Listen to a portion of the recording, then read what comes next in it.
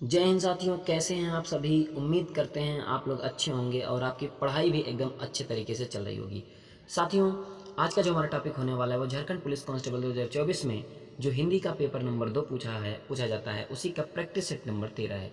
साथियों, इसके पहले आप लोगों के लिए हमने 12 प्रैक्टिस सेट ऑलरेडी प्रोवाइड करवा चुके हैं, तो आप लोग जाके वीडियो के माध्यम से अपनी तैयारी को जा सकते हैं और लास्ट में, इस वीडियो के लास्ट में आप कमेंट करके बता सकते हैं कि आपके कितने क्वेश्चन सही हो रहे हैं। तो आइए स्टार्ट करते हैं वीडियो को बिना देरी किए और आप लोग अपना फिजिकल करते रहिए, ठीक है। आइए प्रश्न की ओर बढ़ते हैं। प्रश्न नंबर 1 है, रिक्त स्थान की पूर्ति करना है। दृष्टि राष्ट्रीयता का आधार है। धर्मनिरपेक्ष, धर्म संपत, धर्म सापेक्ष, धर्मानुसार। तो दृष्टि राष्ट्रीयता का आधार है, आपको रिक्त स्थान भरना है उचित शब्द का प्रयोग करके। तो आपका जो राइट आंसर बनेगा वो है धर्मनिरपेक्ष, ठीक है। धर्मनिरपेक्ष अगर इस रिक्त स्थान की जगह पे आप रखेंगे तो धर्मनिरपेक्ष दृष्टि राष्ट्रीयता का आधार है, ये आपका करेक्ट वाक्य बन जाएगा, ठीक है। देखिए, रिक्त स्थान पर धर्मनिरपेक्ष शब्द रखना उचित है, जिसका पूर्ण वाक्य इस प्रकार होगा, धर्मनिरपेक्ष दृष्टि राष्ट्रीयता का आधार है, ठीक है। अगला प्रश्न है, सोहत ओढ़े पीतपट श्याम सलोने गात, मनो नीलमणि शैल पर आतप परयु प्रभात। इस पंक्ति में आपको अलंकार बताना है। अनुप्रास होगा, उपमा होगा, रूपक होगा, या फिर एक और अलंकार देख लीजिए, उत्प्रेक्षा अलंकार होगा। कौन सा अलंकार होगा? तो साथियों, आपको बता दें, अलंकार कितने प्रकार के होते हैं। एक होता है अलंकार, सबसे पहले ये जानिए कि अलंकार कहते किसे कहते हैं। काव्य की शोभा बढ़ाने वाले शब्द को ही क्या कहते हैं? अलंकार कहते हैं, ठीक है। उसके अलावा अलंकार हिंदी में दो होते हैं, एक शब्दालंकार होता है, एक अर्थालंकार होता है, ठीक है। अब आप बताइए कौन सा अलंकार होगा इसमें।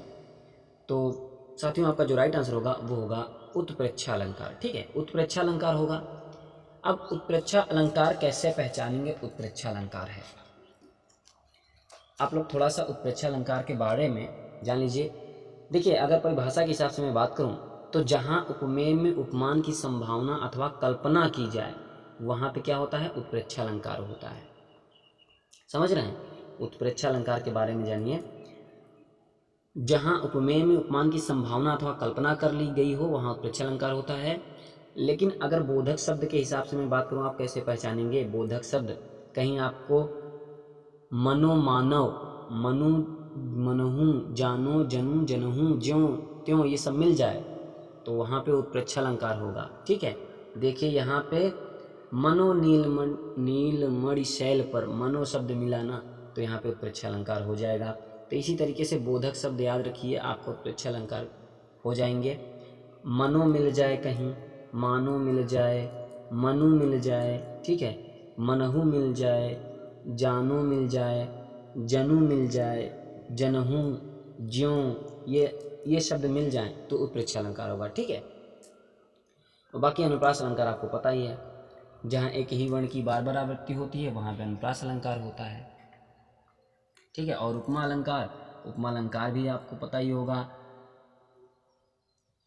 जहाँ पे यहाँ उपमेय अलंकार में भी आपको कुछ बोधक शब्द मिलेंगे, जैसे सा सी से तुल्य, ये सब जैसा, सरिस के समान, ये सब शब्द मिलेंगे तो वहाँ पे उपमा अलंकार हो जाएगा। और रूपक अलंकार भी, जहाँ गुण की अत्यंत समानता के कारण उपमेय में ही उपमान का अभेद आरोप कर दिया गया हो वहाँ रूपक अलंकार होता है, ठीक है। यहाँ पे योजक चिन्ह के माध्यम से पहचान करते हैं। चलिए, वीडियो लंबा हो जाएगा इसलिए यहीं पे थोड़ा सा विराम देते हैं, अगले प्रश्न की ओर बढ़ते हैं।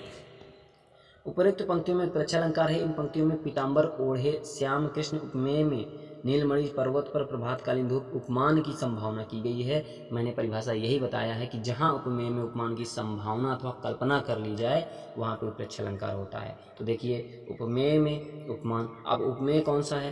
पीताम्बर ओढ़े श्याम कृष्ण, यहाँ उपमेय, और में नीलमणि पर्वत पर प्रभातकालीन उपमान है, ठीक है। तो यहाँ पे उपमेय में उपमान की संभावना कर ली गई है, तो यहाँ पे क्या होगा? उत्प्रेक्षा अलंकार होगा। अगला प्रश्न है, बीभत्स रस का अस्थाई भाव है। शोक, विस्मय, जुगुप्सा, अद्भुत। तो बीभत्स रस का अस्थाई भाव बताइए क्या होगा? तो साथियों आपका जो राइट आंसर होगा वो होगा जुगुप्सा। ठीक है, जुगुप्सा होगा विभत्स रस का स्थायी भाव। देखिए साथियों, रस के जो अंग होते हैं वो 4 होते हैं। ठीक है, कौन कौन से? अस्थाई भाव, विभाव, अनुभाव और संचारी भाव। ये रस के 4 भाव होते हैं। अब अस्थाई भावों की संख्या 9 होती है। ठीक है, और 2 और रस मान लिए गए हैं, वात्सल्य और भगवत विषय। तो रसों की संख्या कितनी हो गई? 11। तो कुछ जो 9 इम्पॉर्टेंट रस हैं उनको हम आपको बताते हैं अस्थाई भाव। जैसे विकल्प का ही देख लीजिए आप, शोक का। शोक किसका है? करुण रस का। ठीक है, शोक जो है वो करुण रस का स्थायी भाव। विस्मय, विस्मय किसका है? तो साथियों विस्मय जो है वो अद्भुत रस का स्थायी भाव है। ठीक है, विस्मय जो है अद्भुत रस का स्थायी भाव। और जुगुप्सा आप देखेंगे विभत्स रस का स्थायी भाव है। और अद्भुत, अद्भुत किसका है? आश्चर्य। अद्भुत का जो होगा वही विस्मय या आश्चर्य। ठीक है, देखिए विभत्स रस का अस्थायी भाव जुगुप्सा होता है। जब जुगुप्सा नामक अस्थायी भाव, विभाव आदि भावों की परिपक्वता होती है तब यह रस उत्पन्न होता है। शोक करुण रस का स्थायी भाव, इसी प्रकार विस्मय अद्भुत रस का स्थायी भाव है। ठीक है,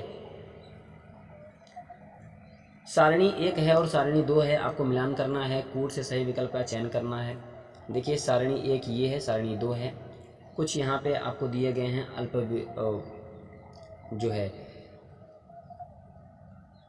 अल्प विराम के चिन्ह, कोष्टक के चिन्ह, संक्षेप सूचक, योजक। ठीक है, तो आपको इसमें बताना है कि कौन किस तरीके से मिलान में है।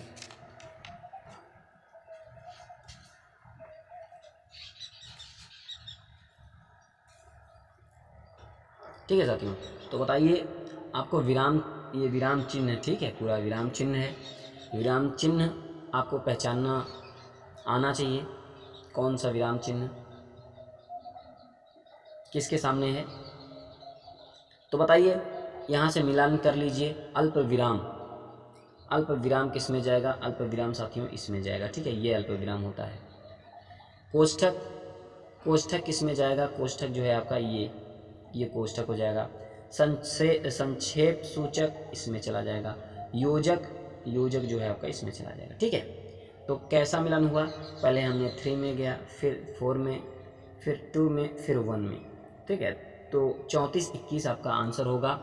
34-21 देख लीजिए, 34-21 जहाँ मिले वो आपका राइट आंसर होगा। माने डी आपका राइट आंसर होगा। ठीक है, डी आपका राइट आंसर होगा। यहाँ पे देखिए अल्प विराम ये होगा, कोष्ठक ये होगा, संक्षेप सूचक ये है और योजक चिन्ह ये है। साथियों, जो श्री कामता प्रसाद गुरु ने जो विराम चिन्ह बताए हैं वो 20 विराम चिन्ह बताए हैं। ठीक है, कितने विराम चिन्ह बताए हैं? 20 विराम चिन्ह बताए हैं। अगला प्रश्न है, वर्तनी की दृष्टि से शुद्ध शब्द का चयन कीजिए। टिप्पणी, टिप्पणी, टिप्पणी या टिप्पणी। तो टिप्पणी कैसे लिखा जाता है बताइए? तो साथियों टिप्पणी इस तरीके से लिखा जाता है। ठीक है, तो इस तरीके से कहीं भी लिखा होगा वो आपका आंसर सही होगा। तो टिप्पणी ये होगा। ठीक है, वर्तनी की दृष्टि से शुद्ध शब्द टिप्पणी है। अगला प्रश्न है, निम्नलिखित में से कौन सा वाक्य शुद्ध है? शुद्ध वाक्य बताना है। मैंने पार्टी में 8-10 रसगुल्ला खाया। प्रेम का मूल्य आंका नहीं जा सकता। इतने में हल्की सी हवा का एक झोंका आया। प्रत्येक श्रमिकों को 2-2 रुपए मिले। बताइए इसमें कौन सा वाक्य शुद्ध है? तो प्रेम का मूल्य आंका नहीं जा सकता, यह आपका बिल्कुल शुद्ध वाक्य है। बाकी अशुद्ध हैं। क्या शुद्धियाँ हैं वो देखिए। विकल्प बी में प्रस्तुत वाक्य शुद्ध वाक्य है, शेष सभी अशुद्ध वाक्य हैं। इनका शुद्ध वाक्य इस प्रकार होगा। पहले में देखिए, मैंने पार्टी में 8-10 रसगुल्ले खाए। इतने में हवा का हल्का सा एक झोंका आया। प्रत्येक श्रमिक को 2 रुपए मिले। ठीक है, ये शुद्ध वाक्य है। अगला प्रश्न है, संयुक्त वाक्य को सरल वाक्य में बदलिए। उसने कहा और मैं मान गया। उसने कहा और मैं मान गया, इसको सरल वाक्य में बदलना है। उसके कहने से मैं क्यों मानूं? उसके कहने से मैं मान गया। मैं मान गया उसके कहने, जैसे ही उसने कहा वैसे ही मैंने मान गया। तो सरल वाक्य में बदलना है तो आपको सरल तरीके से बताना है। तो उसके कहने से मैं मान गया, ये आपका बिल्कुल सही है, ठीक है, सरल वाक्य का बिल्कुल सटीक उदाहरण है। उसके कहने से मैं मान गया, ठीक है। प्रश्नगत संयुक्त वाक्य का सरल वाक्य में रूपांतरण होगा, इसके कहने से मैं मान गया, ठीक है। अगला प्रश्न है, ईश्वर तुम्हें सफलता प्रदान करे, यह वाक्य है संकेतवाचक है, विधानवाचक है, इच्छावाचक है, विस्मयवाचक है। तो ईश्वर तुम्हें सफलता प्रदान करे यह किस प्रकार का वाक्य है? तो साथियों यहाँ पे इच्छावाचक वाक्य है, ठीक है। ईश्वर तुम्हें सफलता प्रदान करें, ईश्वर तुम्हें सफलता प्रदान करे, यह वाक्य इच्छावाचक वाक्य है। जिन वाक्यों से इच्छा, आशीर्वाद, शुभकामना, आशा आदि का भाव प्रकट हो उसे इच्छावाचक वाक्य कहते हैं, ठीक है। अगला प्रश्न है, साधारण वाक्य के अंत में किस विराम चिन्ह का प्रयोग होता है? तो साथियों अभी हमने आप लोगों को बताया कि विराम चिन्हों की जो संख्या होती है वो 20 होती है। ऐसा किसने बताया है? श्री कामता प्रसाद गुरु ने बताया है, ठीक है। तो साधारण वाक्य के अंत में किस विराम चिन्ह का प्रयोग होता है साथियों? तो वहाँ पे पहले ऑप्शन देख लीजिए, पूर्ण विराम, प्रश्न चिन्ह, विस्मयादिबोधक चिन्ह, अल्प विराम।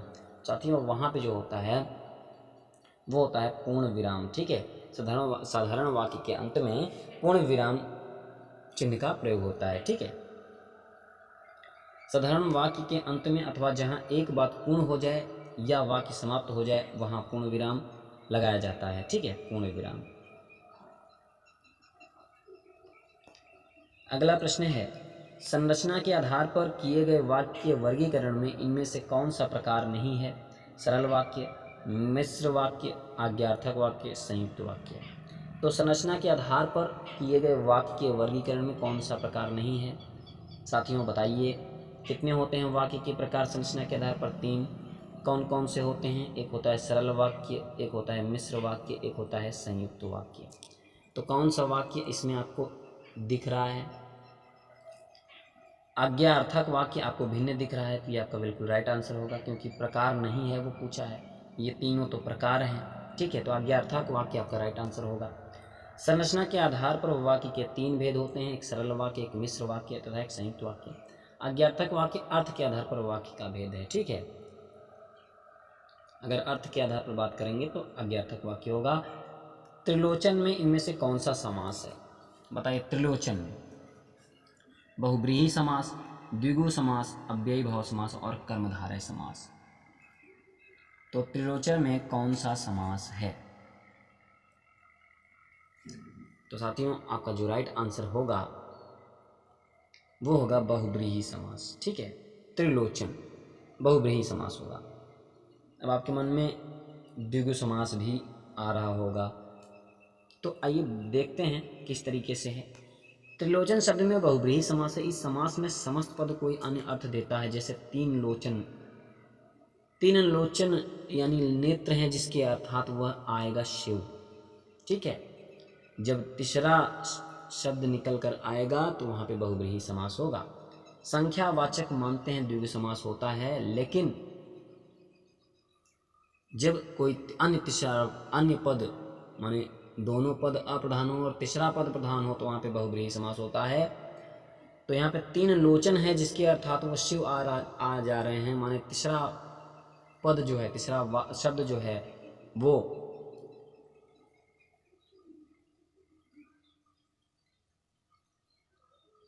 ठीक है। तो जो तीसरा शब्द है वो जो है प्रधान हो जा रहा है, तो यहाँ पे क्या होगा?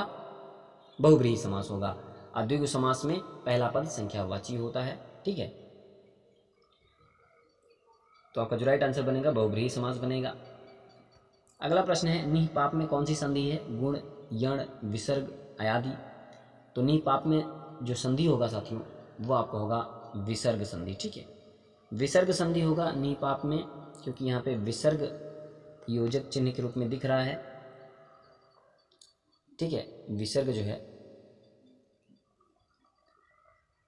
निह पाप में विसर्ग संधि का प्रयोग हुआ है। विसर्ग के पहले यदि ई या उ हो और विसर्ग के बाद क, ख या प, फ हो तो इनके पहले विसर्ग के बदले ख हो जाता है। उदाहरणार्थ कतिपय शब्द निम्न है।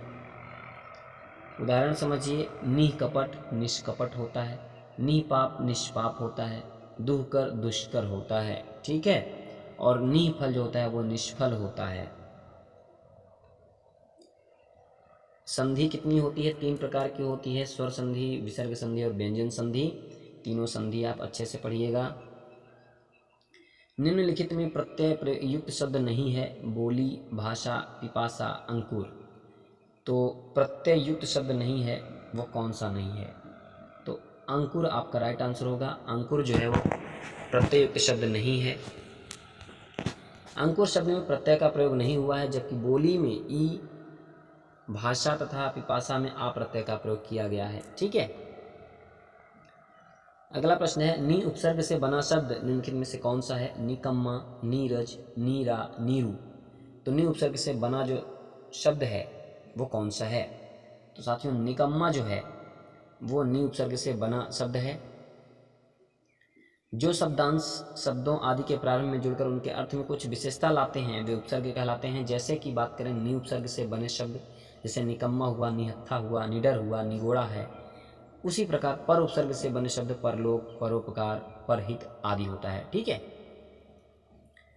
अगला प्रश्न है, चमड़ी जाए पर दमड़ी न जाए लोकोक्ति का निम्नलिखित में से उपयुक्त अर्थ चुनें। बहुत गरीब, बहुत सहनशील, बहुत कंजूसी, बहुत बीमार। तो क्या होता है चमड़ी जाए पर दमड़ी न जाए, इस लोकोक्ति का अर्थ? तो साथियों बहुत कंजूस होना होता है चमड़ी जाए पर दमड़ी न जाए, ठीक है। चमड़ी जाए पर दमड़ी न जाए लोकोक्ति का जो अर्थ होता है वो होता है बहुत कंजूसी।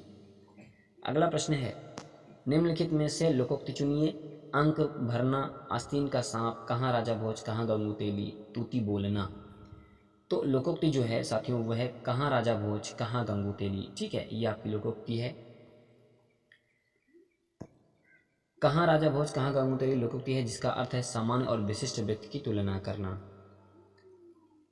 अगला प्रश्न है, विष्णु के उपासक के लिए एक शब्द निम्नलिखित में से कौन सा है? विष्णुोपासक, विष्णु, वैष्णव, उपासक। क्या होता है विष्णु के उपासक के लिए एक शब्द की अगर बात करें तो साथियों वो होता है वैष्णव होता है, ठीक है। विष्णु के उपासक को वैष्णव बोलते हैं। विष्णु के उपासक वैष्णव कहलाते हैं। बचपन और जवानी की उम्र के बीच की संधि वयः संधि, जिसका कोई अंग बेकार हो गया हो, विकलांग, वह स्त्री जिसका पति मर गया हो उसे विधवा कहते हैं, ठीक है। जिसका कोई अंग बेकार हो गया उसे हम क्या बोलते हैं? विकलांग बोलते हैं। और वह स्त्री जिसका पति मर गया उसे हम विधवा बोलते हैं। बचपन और जवानी की उम्र के बीच की जो समय संधि होती है उसे हम वयः संधि बोलते हैं, ठीक है।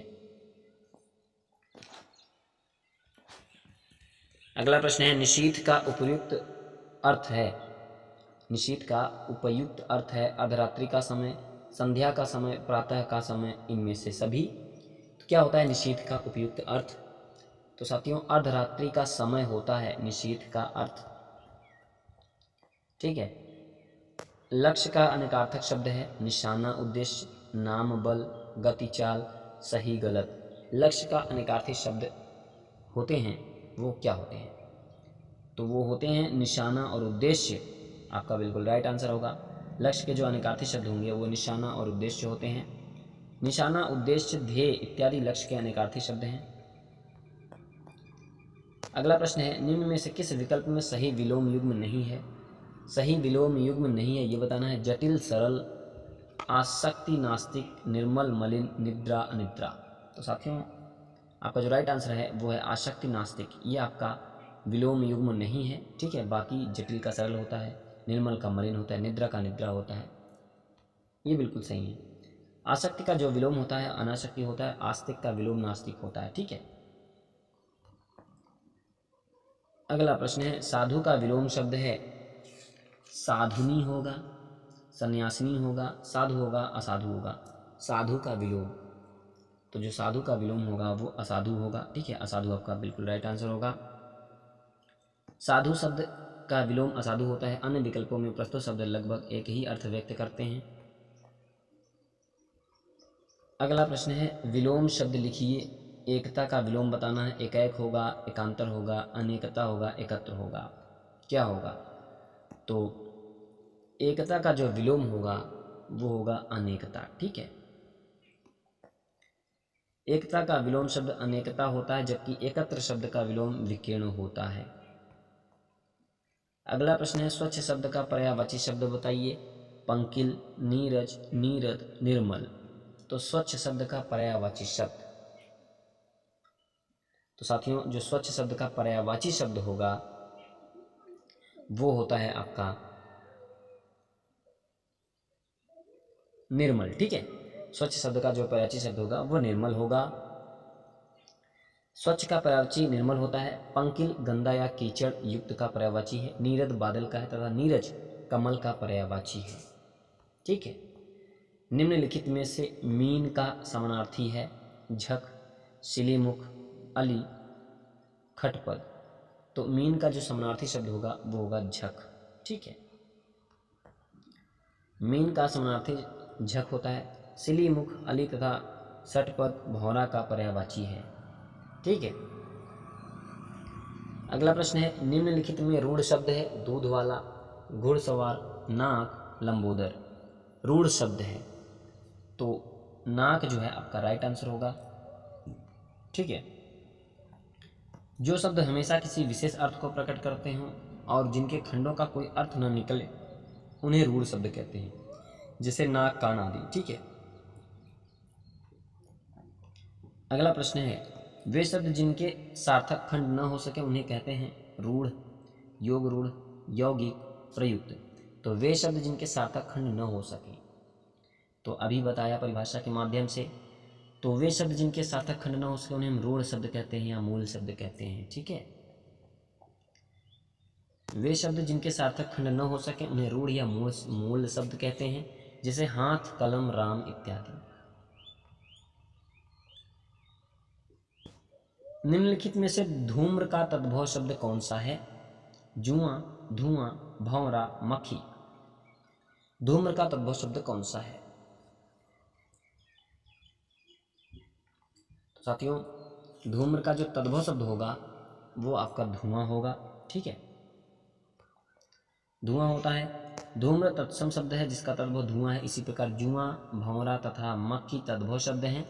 इनके तत्सम शब्द क्रमशः द्यूत, भ्रमर तथा मच्छिका है। ठीक है, जुआं का द्यूत होता है, भौरा का भ्रमर होता है और मक्खी का मच्छिका होता है तत्सम। ठीक है, अगला प्रश्न है जो शब्द संस्कृत भाषा से उत्पन्न या विकसित हुए हैं उन्हें क्या कहते हैं? तत्सम कहते हैं, तद्भव कहते हैं, अर्ध तत्सम या देशज। तो साथियों जो शब्द संस्कृत भाषा से उत्पन्न हुए हैं उन्हें हम तत्सम शब्द कहते हैं। ठीक है, जो शब्द संस्कृत भाषा से उत्पन्न या विकसित हुए हैं उन्हें तत्सम कहा जाता है, जैसे गृह तत्सम है, घर तद्भव है। सुबह में चिड़िया चहचहाने लगती हैं, वाक्य में प्रयुक्त काल पहचानिए। सामान्य भविष्यकाल, सामान्य वर्तमान काल, पूर्ण भूतकाल, अपूर्ण वर्तमान काल। तो सुबह में चिड़िया चहचहाने लगती हैं, यहाँ पे सामान्य वर्तमान काल होगा। ठीक है, सुबह में चिड़िया चहचहाने लगती हैं। देखिए उपयुक्त वाक्य में सामान्य वर्तमान काल है, जब क्रिया वर्तमान में सामान्य रूप से होती है तो इसे सामान्य वर्तमान काल कहते हैं। और हिंदी में काल की जो संख्या होती है वो 3 होती है, वर्तमान काल, भूतकाल और भविष्य काल। ठीक है, अगला प्रश्न है कर्ण कारक किस वाक्य में है? राम को फल दो, वह कलम से लिखता है, यह राम की पुस्तक है, वृक्ष से पत्ते गिरते हैं। तो कारक की संख्या कितनी होती है साथियों? 8 होती है। 8 कारक के बारे में आपको नॉलेज होना चाहिए। कर्ण कारक तो वह कलम से लिखता है, तो किसी के द्वारा लिखता है तो वह होगा कर्ण कारक उदाहरण होगा। ठीक है, वृक्ष से पत्ते गिरते हैं यह पदान कारक का उदाहरण होगा। यह राम की पुस्तक है, कर्ता ने कर्म को, राम को फल दो को आया तो कर्म। ठीक है, कर्म का उदाहरण होगा। देखिए विकल्प बी में कर्ण कारक है, वाक्य में लिखने का कार्य कलम से हो रहा है, अतः यहाँ कर्ण कारक है। ठीक है, अगला प्रश्न है मीरा जोर से हंसी, यह वाक्य किस क्रिया का समुचित उदाहरण है? अकर्मक, प्रणर्थक, द्विकर्मक, सकर्मक। मीरा जोर से हंसी, तो साथियों मीरा जोर से हंसी यहाँ पे अकर्मक क्रिया होगी। ठीक है, अकर्मक सकर्मक क्रिया के बारे में हमने आपको बताया है कि जब वाक्य में या क्रिया में आप क्या का प्रश्न लगाएंगे और उत्तर मिल जाए तो सकर्मक, उत्तर न मिले तो अकर्मक। ठीक है। मीरा जोर से हंसी, यह वाक्य कर्मक क्रिया का समुचित उदाहरण है। जिस क्रिया के व्यापार का संचालन कर्ता पर पड़ता है और फल भी कर्ता पर पड़ता है उसे कर्मक क्रिया कहते हैं। ठीक है। तो जिस क्रिया के व्यापार का संचालन कर्ता करता है और फल भी कर्ता पर पड़ता है तो वहां पे अकर्मक क्रिया होगी। अगला प्रश्न है, कश्मीरी सेब सिंदूरी लाल होता है। वाक्य में कोष्ठक शब्द विशेषण किस भेद के अंतर्गत आएगा? सिंदूरी, गुणवाचक, परिमाणवाचक, प्रविशेषण, सार्वनामिक। तो ये जो सिंदूरी है वो किस विशेषण के अंतर्गत आएगा? तो साथियों यहाँ पे जो सिंदूरी शब्द है वो प्रविशेषण के अंतर्गत आएगा। ठीक है। सिंदूरी लाल, लाल तो है ही लेकिन उसने सिंदूरी लाल विशेषण की भी विशेषता बता दिया गया है यहाँ पे। प्रश्नगत वाक्य में शब्द सिंदूरी प्रविशेषण है। यह लाल विशेषण की विशेषता बता रहा है। जो शब्द विशेषण की विशेषता बताते हैं उन्हें प्रविशेषण कहते हैं। ठीक है। और हिंदी में विशेषणों की संख्या कितनी होती है? 4 होती है। ठीक। अब आप कमेंट करके बताइए कि कौन कौन से होते हैं। विशेषण की विशेषता बताने वाला शब्द क्या कहलाता है? प्रविशेषण, विधेय विशेषण, क्रिया विशेषण या उद्देश्य विशेषण। तो जो विशेषण की भी विशेषता बताए उसे हम प्रविशेषण कहते हैं। ठीक है। विशेषण की विशेषता बताने वाले शब्द को हम प्रविशेषण कहते हैं। अगला प्रश्न है, कोई और कुछ का प्रयोग इनमें से किस सर्वनाम में किया गया है? संबंधवाचक सर्वनाम, निश्चयवाचक सर्वनाम, अनिश्चयवाचक सर्वनाम या फिर निजवाचक सर्वनाम। तो कोई और कुछ अनिश्चयवाचक सर्वनाम के अंतर्गत आने वाले शब्द हैं। जिस सर्वनाम से किसी निश्चित वस्तु का बोध न हो उसे अनिश्चयवाचक सर्वनाम कहते हैं। जिसे कोई मिल जाए, कुछ मिल जाए तो यह अनिश्चयवाचक सर्वनाम के अंतर्गत आते हैं। ठीक है। भारतीय शब्द का बहुवचन क्या होगा? भारतीय शब्द का बहुवचन, हिंदी में वचन की जो संख्या होती है वो 2 होती है। एक होता है एक वचन, एक होता है बहुवचन। ठीक है। एक वचन और बहुवचन। तो भारतीय शब्द का बहुवचन बताना है तो भारतीय से क्या होगा बहुवचन में? तो साथियों भारतीय से भारतीयों होगा। ठीक है। भारतीयों आपका राइट आंसर होगा। भारतीय शब्द का बहुवचन उपरोक्त विकल्पों के आधार पर भारतीयों होगा। कृष्ण शब्द का स्त्रीलिंग शब्द बताइए। कृष्णा होगा, कृषक्ति होगा, कृषा होगा, कृष्ण होगा। तो कृष्ण शब्द का स्त्रीलिंग बताना है तो कृष्ण शब्द का जो स्त्रीलिंग होगा वो होगा कृष्णा। ठीक है। कृष्णा जो है वो स्त्रीलिंग शब्द है कृष्ण शब्द का। अगला प्रश्न है, निम्नलिखित विकल्पों में से किस विकल्प में सभी शब्द व्यक्तिवाचक संज्ञाएं हैं? संज्ञा की संख्या ज़्यादातर व्याकरण वाले 5 बताते हैं। तो संज्ञा की संख्या 5 है। उसी 5 में एक प्रकार होता है व्यक्तिवाचक संज्ञा, और व्यक्तिवाचक संज्ञा के अंतर्गत भी 3 आते हैं। ठीक है। तो व्यक्तिवाचक संज्ञा के उदाहरण बताइए। वो पुरुषवाचक सर्वनाम के अंतर्गत 3 सर्वनाम आते हैं। ठीक है। 3 पुरुष आते हैं। यहाँ पे व्यक्तिवाचक संज्ञा की बात हो रही है। तो व्यक्तिवाचक संज्ञा के कौन से उदाहरण है? राम, रामचरितमानस, गंगा, कृष्ण, कामायनी मिठास, लखनऊ आम बुढ़ापा, ममता वकील पुस्तक। तो यहाँ पे राम, रामचरितमानस और गंगा जो है वो व्यक्तिवाचक संज्ञा के अंतर्गत आने वाले शब्द हैं। राम, रामचरितमानस तथा गंगा शब्द में व्यक्तिवाचक संज्ञा हैं। जिस शब्द से किसी एक वस्तु या व्यक्ति का बोध हो उसे व्यक्तिवाचक संज्ञा कहते हैं, जैसे सुरेश, हिमालय, मई, होली। ठीक है। ये सब क्या है? व्यक्तिवाचक संज्ञा के उदाहरण हैं। अगला प्रश्न है, स्पर्श व्यंजन कंठ ध्वनि, अघोष और महाप्राण ध्वनि है। बताइए स्पर्श व्यंजनों की संख्या कितनी होती है? आप बता सकते हैं। तो जो स्पर्श व्यंजनों की संख्या होती है साथियों वो होती है 25। ठीक है। स्पर्श जो व्यंजन होते हैं वो 25 होते हैं। उसमें क वर्ग, च वर्ग, ट वर्ग, त वर्ग और प वर्ग आते हैं। ठीक है। अब स्पर्श व्यंजन तो ये है ही, कंठ ध्वनि होना चाहिए, माने कि क वर्ग के अंतर्गत आने वाले वर्ण होने चाहिए।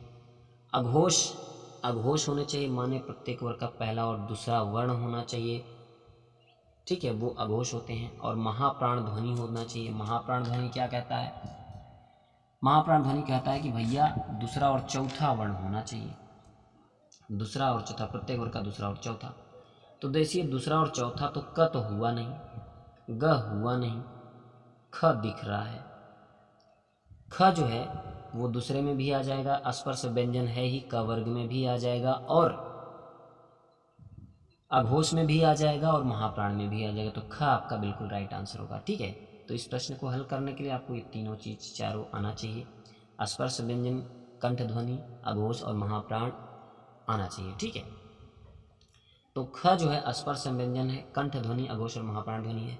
क अघोष एवं अल्पप्राण, ग घोष एवं अल्पप्राण और घ घोष तथा महाप्राण है। ठीक है,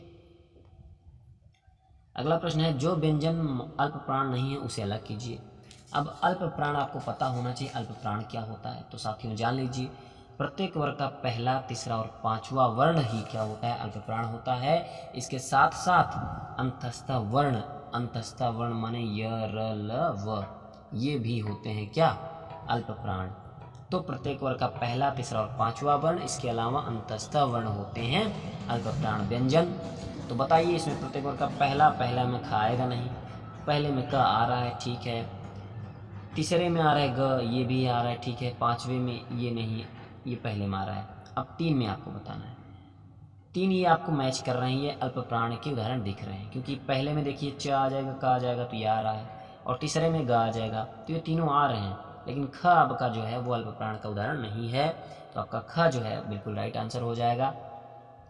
इस प्रकार से आपको अल्प प्राण, महाप्राण, घोष, अघोष आने चाहिए। अल्प प्राण के व्यंजनों के उच्चारण में कम वायु निकलती है, जो हर वर्ण का प्रथम तृतीय तथा पांचवा व्यंजन होता है। अतः क ख ग घ अंगा वर्ण में ख और घ महाप्राण होंगे। साथियों थोड़ा सा हम संक्षेप में आपको बता देते हैं, जान लीजिए। अघोष क्या होते हैं, सघोष क्या होते हैं, अल्प प्राण क्या होते हैं, महाप्राण क्या होते हैं, वो थोड़ा सा आप संक्षेप में जान लीजिए। देखिए अगर हम अघोष की बात करें, अघोष, ठीक है, अघोष तो 12 याद रखिए, ठीक है, अघोष आप 12 याद रखिए, और सघोष में 345 याद रखिए, अघोष के बाद सघोष रखिए, ठीक है, अघोष, अघोष में 12 याद रखिए, सघोष में 345 याद रखिए, और अल्प प्राण में आप 135 याद रखिए, और महाप्राण में 24 याद रखिए। ये कहने का मतलब ये है कि ये है कि प्रत्येक वर्ग का पहला, तीसरा, पांचवा, वर्ग जानते हैं, जैसे क वर्ग, प च वर्ग, ट वर्ग, प वर्ग, इस तरीके से वर्ग हुआ। तो प्रत्येक वर्ग का पहला, तीसरा, पांचवा वर्ण, प्रत्येक वर्ग का दूसरा, चौथा, इसी तरीके से 12 बताया तो प्रत्येक वर्ग का पहला और दूसरा, ठीक है, 345 बताया है तो प्रत्येक वर्ग का तीसरा, चौथा, पांचवा वर्ण, ठीक है। इसके अलावा और भी होते हैं, ये मैं स्पर्श व्यंजन की बात कर रहा हूँ, ठीक है। अगला प्रश्न है, अर्धस्वर है य, व, इ, री, ल, री, श। तो अर्धस्वर जो हैं वो आपके य और व हैं, ठीक है, अर्धस्वर स्वर के अंतर्गत आते हैं। य तथा व को अर्धस्वर या अंतस्थ व्यंजन में रखा गया है। अगला प्रश्न है, हिंदी वर्णमाला में व्यंजनों की संख्या कितनी है, बताइए भैया व्यंजनों की संख्या कितनी है, 32 है, 34 है, 33 है या 36 है। तो हिंदी वर्णमाला में व्यंजनों की संख्या बताइए।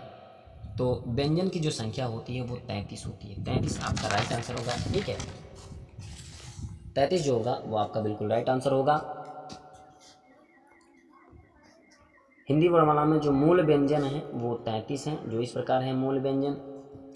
वर्गीय व्यंजन या स्पर्श व्यंजन के क वर्ग से प वर्ग 25 होती है। अंतस्थ व्यंजन 4 होते हैं, य, र, ल, व, और उसमें व्यंजन स, ख, स होते हैं, ये भी 4 होते हैं। तो 25 इधर 8, 25 8 33 हुआ, ठीक है। तो 33 आपके व्यंजन हो गए, और टोटल में कुल व्यंजनों की संख्या की बात करूं तो 52 होते हैं।